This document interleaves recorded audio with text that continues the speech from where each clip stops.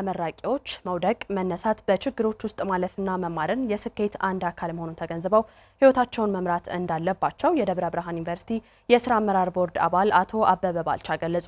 የደብረ ብርሃን ዩኒቨርሲቲ በተለያዩ የትምህርት መስኮች በመደበኛ በማታ በክረምትና በርቀት መርሃ ግብሮች ትምህርታቸውን ሲከታተሉ የቆዩ ተማሪዎችን አስመርቋል። ደጀኔ በቀለ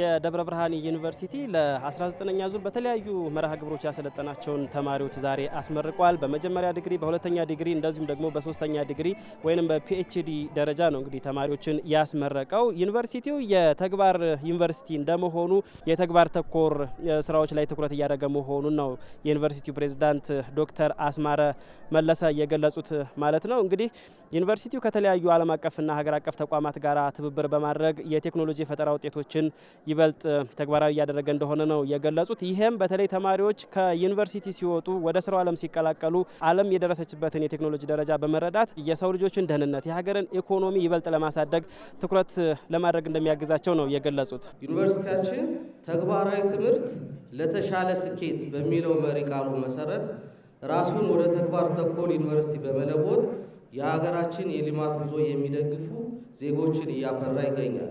ዩኒቨርሲቲው በከፍተኛ ትምህርት የተሰጡትን ተልዕኮዎች ለመፈጸም ከሀገር ውጭ ከሀገር ውስጥ ካሉ መንግስታዊና መንግስታዊ ካልሆኑ ድርጅቶች፣ ኢንዱስትሪዎች፣ ምርምር ተቋማት፣ ዩኒቨርሲቲዎች፣ ኤምባሲዎች፣ ውጭ ሀገር ካሉ ትውልድ ኢትዮጵያውያን ጋር አብሮ ለመስራት የጋራ ስምምነት ተደርጓል። በምረቃው መርሃ ግብር ላይ በክብር እንግድነት የተገኙት እንደዚሁም ደግሞ የዩኒቨርሲቲው ስራ አመራር ቦርድ አባል አቶ አበበ ባልቻ ናቸው። ተማሪዎች እንግዲህ ከዚህ በኋላ ብዙ ውጣ ውረዶች እንደሚጠብቋቸው ነው የገለጹት። አትፍሩ።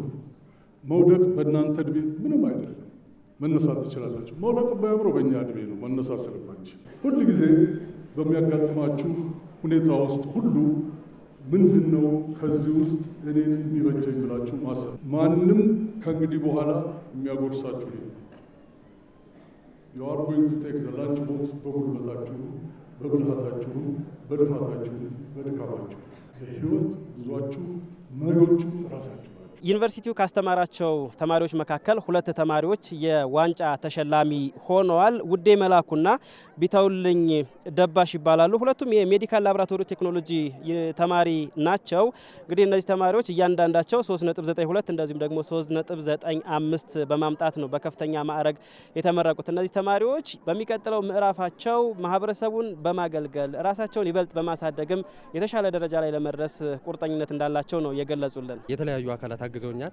ለምሳሌ ቤተሰቦቼ ከምንም በላይ የምወዳቸው እናቴ በጣም አግዛኛለች ማለት ነው። እህቴ ቻሌንጅ በሚኖርበት ጊዜ አይዞህ እያሉ እያበረቱኝ ለዚህ ድል አብቅተውኛል ማለት ነው። ጓደኞችን ማመስገን እፈልጋለሁ። ስሜቱ ደስ ይላል። በቃ ይሄ ቤተሰቦቼ፣ አስተማሪዎቼ፣ ግቢው ሙሉ በቃ ለኛ የሚያደርግልን እንትን የለም የሁላችንም ውጤት ነው ብዬ ነው የማስበው። ሩጫው ገና ተጀመረ ነው እንጂ አሁን የአንድ የህይወት ምዕራፍ አለቀ ማለት አይደለም። ገና ብዙ የምንሰራው ስራ ይኖራል፣ የምናገለግለው ነገር ይኖራል። በተማርኩበት ደከመኝ ሰለቸኝ ሳልን ያስተማረኝ ማህበረሰብ ለማገልገል ነው ያሰብኩት።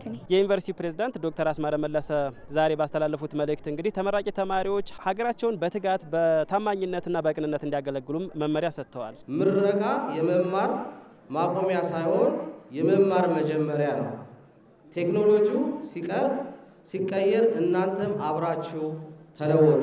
በተለይም በቴክኖሎጂ ሽግግር በኢኖቬሽንና በፈጠራ ስራዎች ላይ ቀዳሚ እንድትሆኑ አደራ እላለሁ።